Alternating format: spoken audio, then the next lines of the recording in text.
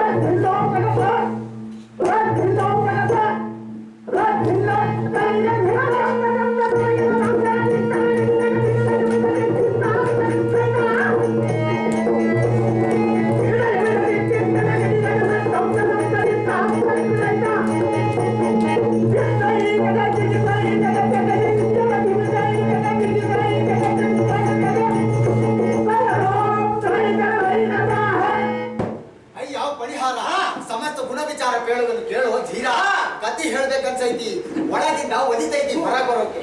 ಹೆಂಗ್ ಶುರು ಮಾಡ್ಲಿ, ಎಲ್ಲಿಂದ ಆರಂಭಿಸ್ಲಿ, ನನಗಂತೂ ಒಂದು ಗೊತ್ತಾಗ್ತಿಲ್ವಪ್ಪ. ಯಾವ ಕತೆ ಹೇಳ್ತೀಯೋ? ಹಿಂದಿದ್ದು ಹೊರದ, ಈಗ ಬದುಕಿರೋದ, ಇಲ್ಲ ಮುಂದೆ ಬರೋದ? ಶಿಖಾಮಣಿಯೇ, ಧರೆಗಳು ಶ್ರೇಷ್ಠರೆಂದೆನಿಸಿ ಖ್ಯಾತಿ ಹೊಂದಿದ ಎಂದೆಂದಿಗೂ ಇರುವಂತವ್ರದಪ್ಪ ನಾನು ಹೇಳೋ ಕತೆ. ಓ ನಾಪಣ, ಎಂದೆಂದಿಗೂ ಯಾರಿದ್ದಾರೋ ಈ ಜಗತ್ತಾಗಿ ಎಂದಾದರೂ ಒಂದು ದಿನ ಕಂಟಿ ಒಪ್ಪಿಸಲ್ಬೇಕಪ್ಪ. ನೋಡ್ ಗೆಳೆಯ, ಮಂದಿ ಹುಟ್ಟುತ್ತಾರೆ ಸಾಯ್ತಾರೆ, ಆದ್ರೆ ಕೆಲವೇ ಮಂದಿ ಮಾತ್ರ ಸತ್ತು ಬದುಕ್ತಾರೆ. ಒಳ್ಳೆ ಗ್ರಹದರ ಕಡೆ ನಿಂದು ಏನ್ ಹೇಳ್ತಿದ್ಯೋ ತಲಾ ಕೂಡ ಒಂದು ಅರ್ಥ ಆಗ್ತಿಲ್ಲಪ್ಪ. ಹೆಂಗ ಅರ್ಥ ಆಗ್ಬೇಕು ಹೇಳು? ಮಂದಮತಿ ನೀನು, ನಿನ್ನ ತಲೆಯ ಬುದ್ಧಿ ಅನ್ನೋದೇ ಇಲ್ಲ, ಹೆಂಗ ಅರ್ಥ ಆಗುತ್ತೆ? ತಲೆ ತಿನ್ಬೇಡ ಮಾರಯ್ಯ, ಏನ್ ಹೇಳ್ಬೇಕಂತಿದ್ಯೋ ಬೇಗ ಹೇಳಿ ಮುಗಿಸು.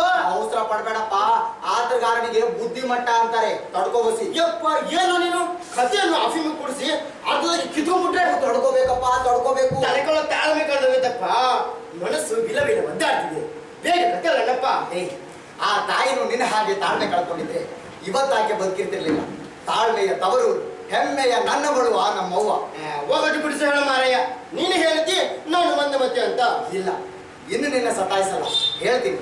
ಅಕ್ಷರದವನ ಅಪರೂಪದ ಕತೆಗೆ ನಾನು, ನೀನು, ನನ್ನಂತವರು ಅಸಂಖ್ಯಾತ ಮಂದಿ ಸಾಕ್ಷಿಯಾಗಬೇಕು. ಯಾರಪ್ಪ ಅದು? ಜಗದ ಕಣ್ಣಾದ ಆ ಮಹಾತಾಯಿ.